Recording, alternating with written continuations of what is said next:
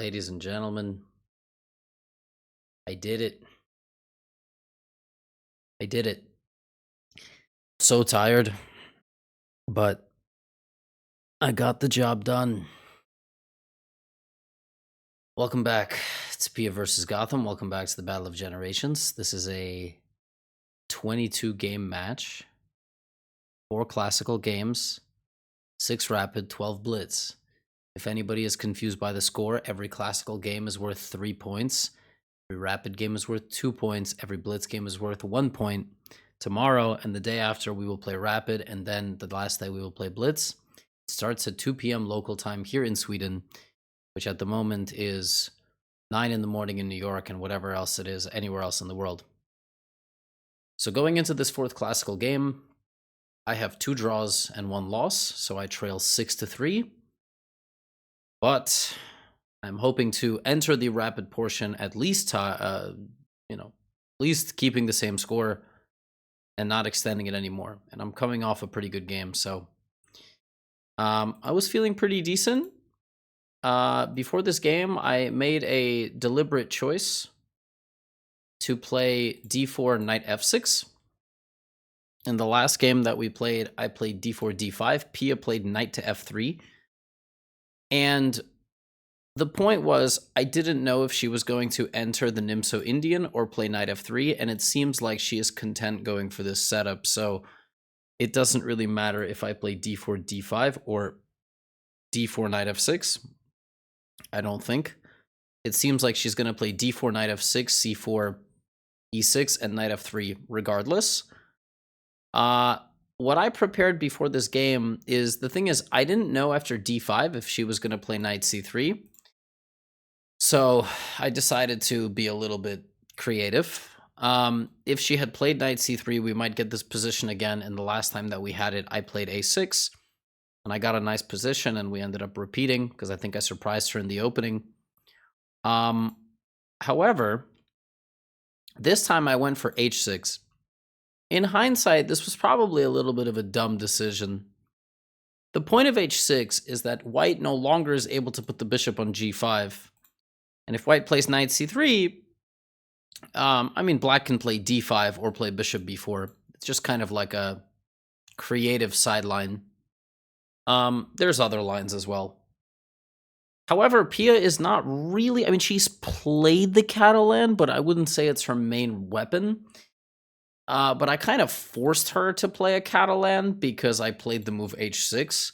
So if she was going to play the Catalan anyway, like after d5, I kind of helped. You can't really stop somebody who's going to play a Catalan. The Catalan is one of the most annoying openings to face. But anyway, h6, she played g3. I gave her this check on b4. She could play knight d2, knight c3, bishop d2. She played bishop d2. And I went back to e7.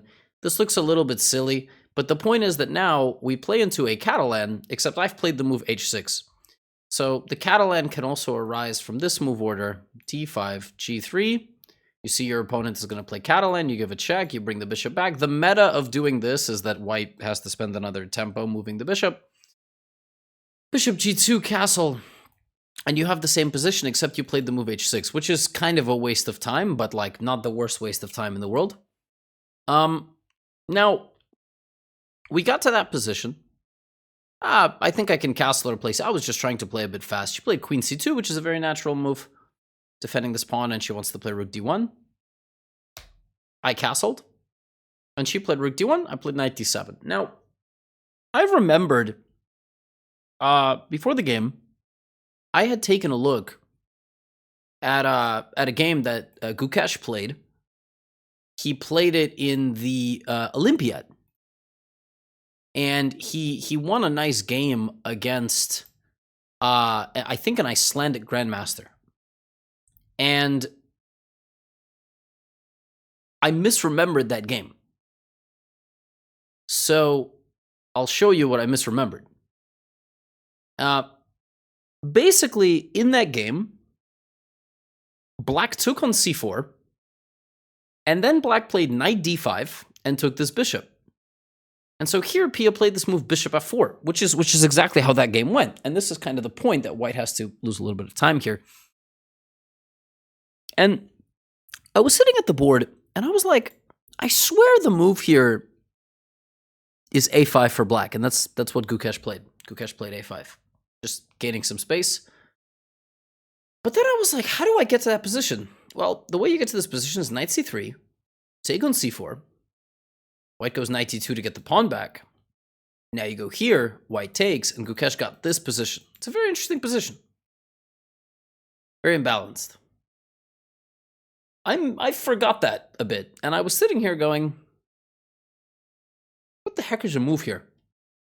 I thought if I played a5, Pia could maybe play knight bd2, but she can't, because I can go after the bishop.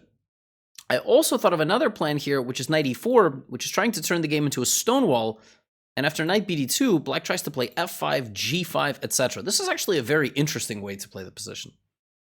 Very risky way.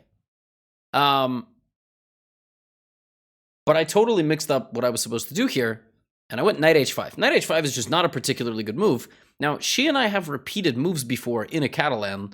Sorry, not in a Catalan, in a Queen's Gambit. We just shuffled the pieces back and forth, but she played the best move, which is putting the bishop back on the home square. And the point is that, my plan here had maybe been to play f5, but this is simply a bad decision, because after even something like knight c3, I can't play knight f6, because even simply she can take. And I thought taking like this is bad because I lose the pawn, and taking with the c pawn is also bad. And I was like, why would I play this, and then put the knight there when I could have just put it there in the first place? So she went bishop c1, and I thought, unfortunately, here for a while, I went back to f6. I was like, I feel a little stupid. This bishop went to d2, f4, and now all the way back to c1, but really the only person that can make good progress here is white. I should have just trusted my memory and played a5. Now she goes b3, and I remember there was another line that sometimes you can play, which is like a5, b3, and you can either play b6 or b5. This is what I remembered. Like sometimes you can play like this. Black can try to get some counterplay on this side of the board. And so when this got to the game, I was like, okay, b5, I'm going to go for it, right? Like I've never played this position in my life, but I want to be a little bit more active. I don't want to, I don't want to sit still and be squeezed to death like what happens in a typical Catalan. So she thought for a while here. She thought for 18 minutes on this move. And as she was thinking, I was like, okay, she's obviously not particularly thrilled with the position. Now, she said she had intended to play c5. That is probably the best move, shutting down the queen side, and it's the top choice of the computer. But I would have been really happy here because I would have played knight e4. And if she tried to kick me out, then I would play f5. And really, it only looks like black is having any fun here. The computer continues to say white is better, but only if white finds knight e1. Putting the knight on the d3 square, putting this knight on f3, and securing e5. I mean, this is not that easy because I'm going to continue to shatter the position. Like, this is not that simple. This is not that simple at all. So I went b5, and the idea of b5 that I had was like, she would play knight d2, and very simply what I wanted to play here was pawn takes, and bishop a6, putting pressure on this with my bishop. And if queen a4, I was going to go queen c8, defending everything, and knight b6 is a huge threat. So suddenly I'm thinking like, this is really nice. I'm going to take, I'm going to play bishop a6. She can't really take, right? So she goes knight c3. She spends 18 minutes and she plays knight c3. And according to the computer, the advantage is gone. Now, knight c3 is kind of a gambling type of move. And I think one of the reasons she spent such a long time is it does just straight up lose a pawn. She is just giving up a pawn, but she's relying on either that she can win the pawn back very quickly, like this, or she's relying on the fact that she's going to get the entire center and, potentially overwhelm me. I saw this, but I played a move here which I thought was very clever. It came to me after 10 minutes because, again, my thought was to play pawn takes, and bishop a6. I rejected this because I thought that c5 is better for white, and I'm very happy that the computer is agreeing with me. This structure is bad for black. My bishop is pretty useless, and the queen gets to a4, putting some nasty pressure, and the rook gets to go to b1. So when I saw this, I was like, wait, why take? Why can't I just play bishop a6? In some ways, this move is stupid, but in other ways, I'm putting pressure on this pawn, and I want Pia to play this move, so then I play b4, the knight moves, I go bishop b5, putting pressure, and if a3, I have a5. And when I saw this, and I was like, my bishop is really nice. My knight is going to e4. She can take, but she's never going to be able to win the b pawn. So I saw this sequence of moves that gets me to this position and thought, I'm doing quite well. And I think Pia told me after the game that was her intention, to play c5, b4, but I think she must have just reconsidered and decided it was not worth doing. So here she kind of loses the thread, and she plays knight d2. Now, knight d2 is bad for white, but it's not really clear why. And I was very happy when I discovered why. The point is that white is going backwards, right? And white has 4 pieces which are staring at the e4 square. This is a very critical push in these types of Catalans. And I was like, how do I deal with that, right? Because again, my original intention was maybe to play takes. I wanted to play takes, and put the knight on b6 to put pressure. But after this, even if I get my knight to c4, and even if I get this position, this is not that great for me. And then I realized I figured out the solution to all of my problems. And it's the fact that when Pia tries to play e4, I'm going to take advantage of the fact that her position is actually lacking in coordination. And I'm going to strike with c5 at the center of the board, hit this, and completely reverse the course of the game. And I found this very nice idea, rook c8. I'm very happy I found this move in like 5 minutes. The point is now c5 is totally impossible, because now b4, your queen no longer protects your pawn. So now that I'm going to play c5, this is a problem, because white is just not in time anywhere in the center of the board. And when I played rook c8, I think I went to the confessional booth. I had a very good feeling about the position. Very, very good feeling. But again, might get nervous, might screw it up. And yeah, it's minus 0.4. And again, Pia thought for a while. She thought for, again, 17.5 minutes and played e4. And here I'm like, I got 47 to 33. I feel like I'm in control of the game. And now there are 1,000,001 ideas. The ideas are to play c5 or to take, and then play c5. But the thing is, if I take, she doesn't have to take. So I had to calculate pawn takes, e5. Here I calculated c5. Pawn takes f6, bishop takes f6 with pressure in the center. If pawn takes, I have d4. I also have cb3, knight b3, knight c5, bishop b2, knight a4. I calculated this. This is a completely crazy move. I saw this whole sequence pinning the knight, to the queen. There was like some ridiculous moves, but I can even play knight g4. And then after b takes, c5, just ripping open the position to get to her king.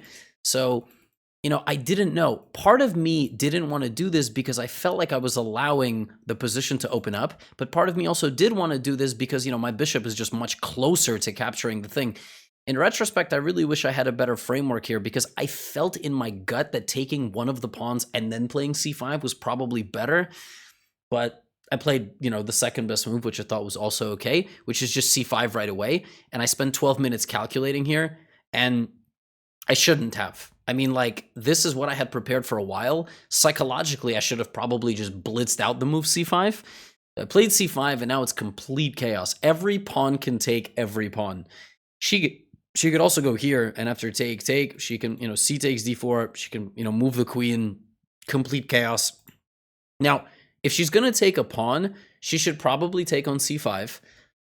If pawn takes d5, there is this unbelievable line. C takes d4, d takes e6, pawn takes knight, pawn takes knight, pawn takes knight, pawn takes rook, queen, pawn takes bishop. We have 4 queens on the board, but white is winning. White is winning because white takes the queen with the queen. And now no matter what happens, I'm going to lose one of my queens. The good thing is I don't have to engage in any of this, and I can just go here and have a better position. So I just have my pawn. It's attacking the knight. I can, make some move here. Really crazy stuff. So this is like one insane sequence. There's obviously if cb5, cd4, and black just wins because black is pinning the knight. Yeah. So I mean, 1,000,001 things could have happened here, but Pia played this move, and my original intention here was maybe to play d4. She would then play knight b5, grabbing a pawn, which is one of the reasons I actually wanted to play pawn takes c4 to begin with, because if I had gone take, and then here, after this move, d4 seems really nice because there is no pawn to take, right?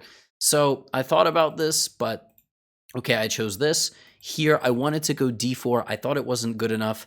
Then I wanted to play bishop takes c5, and the idea of bishop takes c5 is really gnarly. The idea is that after pawn takes, I sack my bishop, and I felt like this was right. I felt like this was the right thing to do, but I didn't see from a distance how I have a checkmate. Like, I thought knight g4, maybe king e2, but this is a totally losing position for white.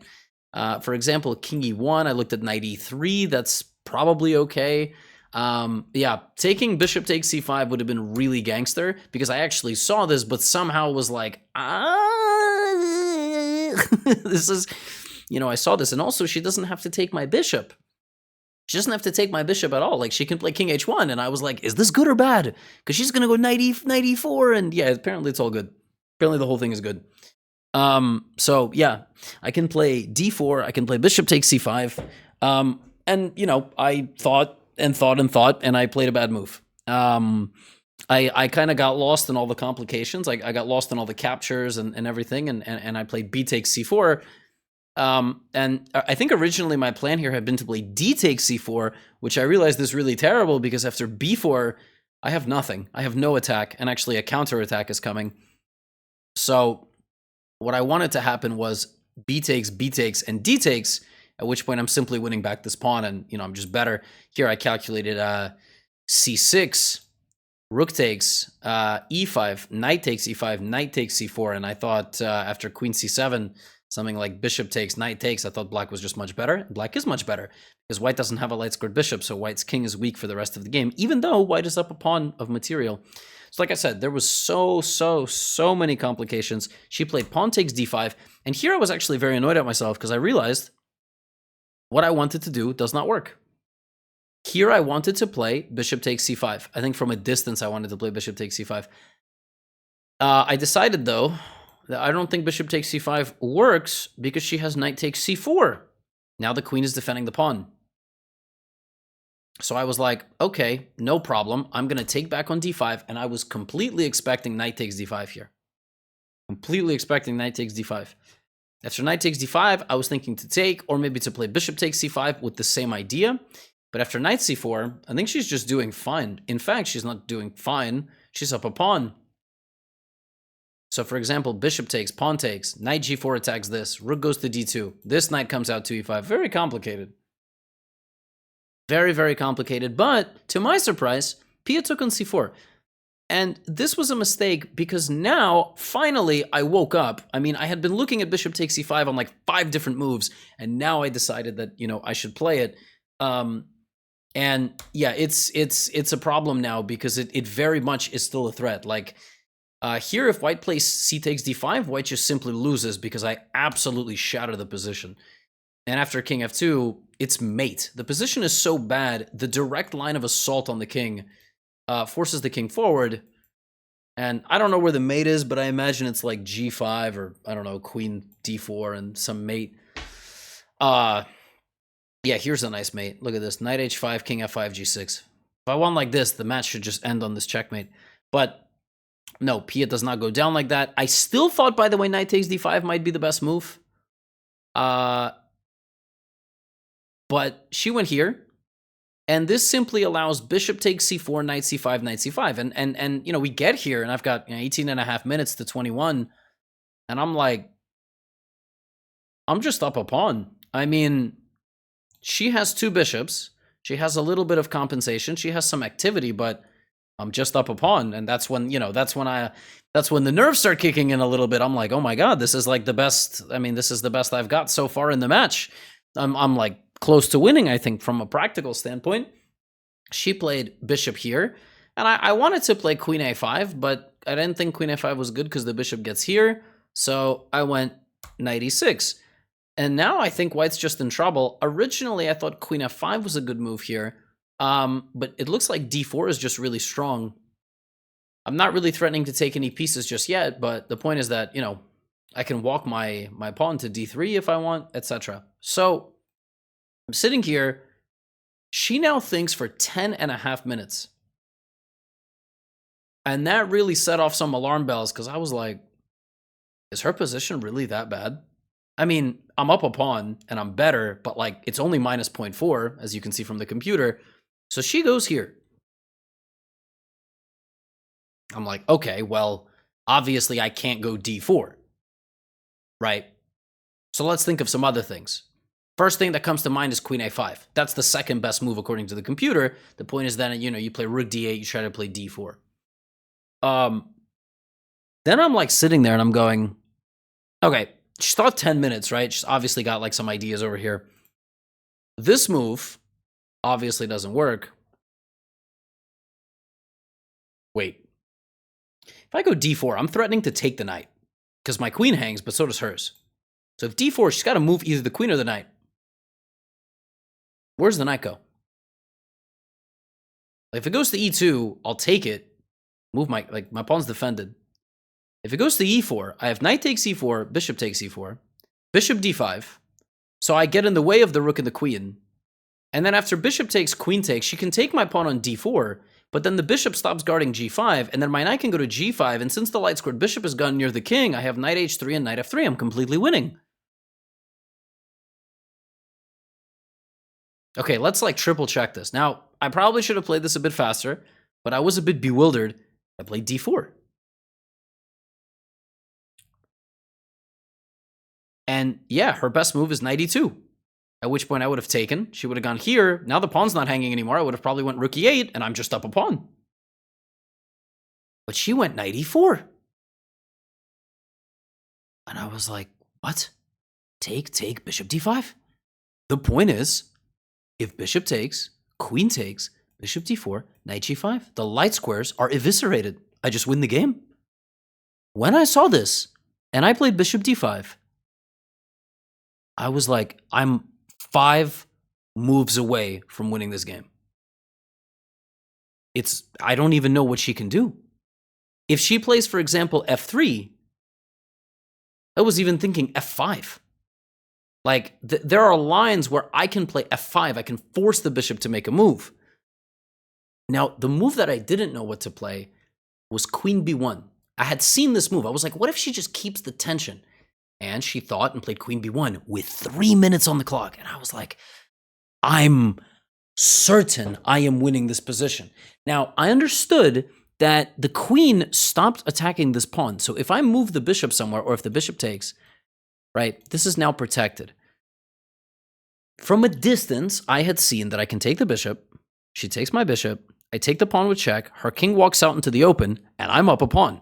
Her king's out in the open, and I'm up a pawn. I must be winning. So that's my backup plan. Then I started calculating. Pawn takes e3. She's going to take on d5. I can play e2. The pawn is attacking the rook. The rook will come up defending the bishop. Do I have a way to win there? Can I fork? Can I maybe put the queen on a5? Can I play rook e8? Can I play rook d8? Can I play rook c5? Is my pawn on e2 here like good? Because if I take rook d5 e2, sorry, if I take bishop d5 e2 rook d3, what if she plays queen e1 and then just wins my pawn? So I took, she took, and e2 is now the winning move. But it's kind of funny. Not for any explosive reason. I just play like queen f6. And I'm still up a pawn. Which didn't really register, but the point is, if something like queen e1, I just play knight d4. And she's completely dominated here. I play rook e8, and my pawn just sits there for the rest of the game. Which I somehow miscounted. Like, instead of playing e2, I went for this line where I'm like, I'm up a pawn and her king is open, which is still fine. But in the other line where my pawn goes to e2, I'm also up a pawn. Now, I didn't know this during the game. I'm saying this retroactively. Now I was like, okay, I'm going to play queen f6. Obviously, it's a good move. Now I'm going to play rook b8. Rook b8's not a great move. I wanted to put my rook on the second rank. But suddenly here, I was having like a lot of difficulty because she kept threatening a queen trade. Now, if I trade the queens, I'm up a pawn. But I'm up a pawn on the same side of the board, and I don't really know how I'm going to win it. So I went here, She went back, and maybe here I should have, I should have jumped with my knight. And I got in for example, here the best move is rook d4. I don't know, I went check and I traded rooks, and I went rook c8, and I thought this was very natural. She started trading the queen with me. I don't really want to trade because I'm not sure that endgame is winning. And at this point, we are playing every move on the clock, meaning we are going down to 30 seconds, 20 seconds, 10 seconds, and we're making a move and we're gaining 30 seconds back on the clock. So the rest of the game was played on what's called the increment. I maneuvered. She kept threatening a trade. I was like scared I was going to blunder something. She kept threatening a trade. Here she played this move. I should have played rook c1 here to get the rooks off the board and play queen versus knight versus queen bishop. I thought about it. I ultimately went here because my idea had been to play queen d3, which is actually losing the game because there is this and this. So I almost lost here because I calculated knight e4, bishop c2, and she can just play king g1. And my queen is pinned to my king, which is so absurd. So I was like, oh my God, I have to go for this. And yeah, Pia just defended extremely well. So rook here was a mistake. I could have played rook c3, but we get to this position. You see I have 30, I'm playing every move with 6 seconds on the clock. And it's setting in that like I screwed up. Maybe I should have gone e2. Like I don't know what I could have done better during the game. So I'm like, okay, I just have to move. She has a lot of activity, and now it's just equal because her rook and bishop are so active. So I'm feeling a bit dejected, but I'm like, okay, I'm going to keep playing. I'm going to keep, posing some problems. I think she can take my rook here, but she goes here, and suddenly I'm like, oh, she's going to lose her pawn. But she is going to trade the bishop for the knight like this, and she's going to win this pawn. Now, I know this is a drawn endgame. Not only is this a drawn endgame, this is a drawn endgame if white doesn't have an A pawn. It's F and H. A and C, F and H is a draw. But especially when that pawn is on the board, so I'm like, we don't have that much time remaining, but I'm like, I'm going to pose some problems for her, but this is going to be a draw in a few moves. I put my rook behind her pawn. I keep my rook active, so I'm cutting off her king. I try to bring my king up. And the pawn that's going to win me the endgame, if there will be one, is the F pawn, because I'm going to try to push it. Rook h8, rook a2, and here, if she had just gone back to g1 and just sort of waited, this is a draw immediately. Because every time I move my king, she's going to check me, and if I walk to the h-file, I'm never re-entering the endgame. So probably what I should do here is I should just give up the pawn. Rook takes h4, loses to king g3, and then it's mate. But she can play like anything. I mean, she could even maybe, I don't know, she could play like rook b8 and just wait. And even this endgame is a draw. But, okay, she went here. And I traded, and I decided I'm just going to cut her king off. Her king now cannot re-enter the second rank at all. And I just thought practically this was a little bit challenging. She can draw this endgame by checking me and doing what's called the third rank defense, Philidor defense, but it's not so simple to do that. And suddenly, my pawn is moving. Her king still can't move. She gives me and you'll notice she played these last few moves with 5 seconds on the clock. So I go here, and I kind of could tell from, like, she played this move with 2 seconds left. I could kind of tell from body language, I think she felt like she might have lost the endgame already, like that my pawn was coming down.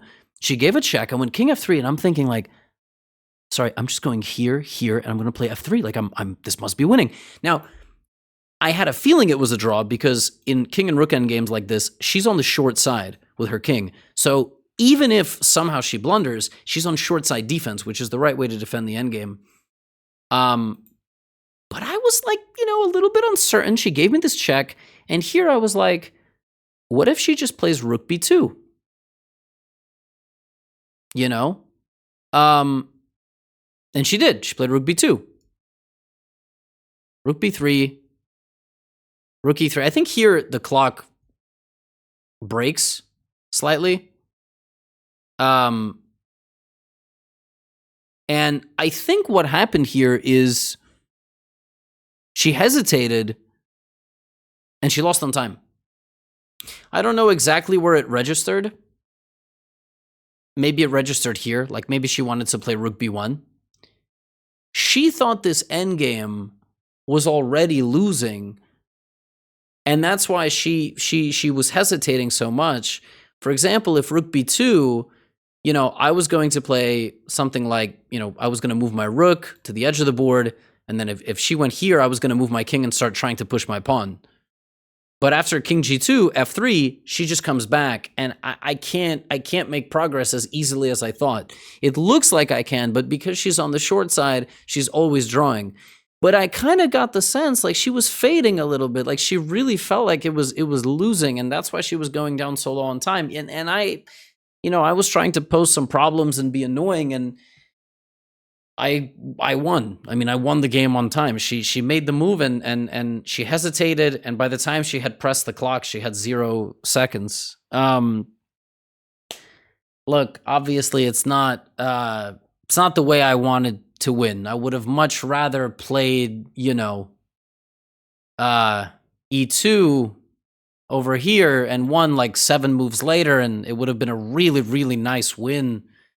It was black in a Catalan, you know, against a really, really good and experienced player, but it is what it is. I'm pretty annoyed I didn't play e2 because I was looking at it, but I just somehow thought ef2 was better, which is a bit annoying. But if you could tell me I would be tied 6-6, remember the scoring system, it's 2-2, but it's 6-6. If you could tell me I could be tied after 4 classical games, I would be very happy. So I'm thrilled, you know. I'm so exhausted.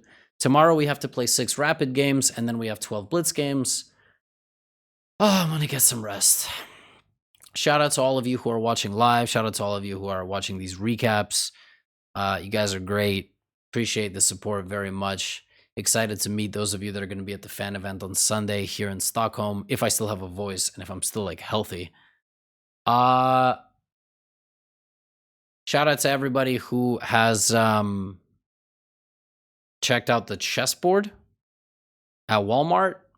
Link is in the description. They're, as of tomorrow, stocking up on like 34% inventory, but I see a bunch of people in the comments saying they went, they got it. People posted about it on Reddit. That was pretty cool. And yeah, see you all tomorrow. Match on. Get out of here.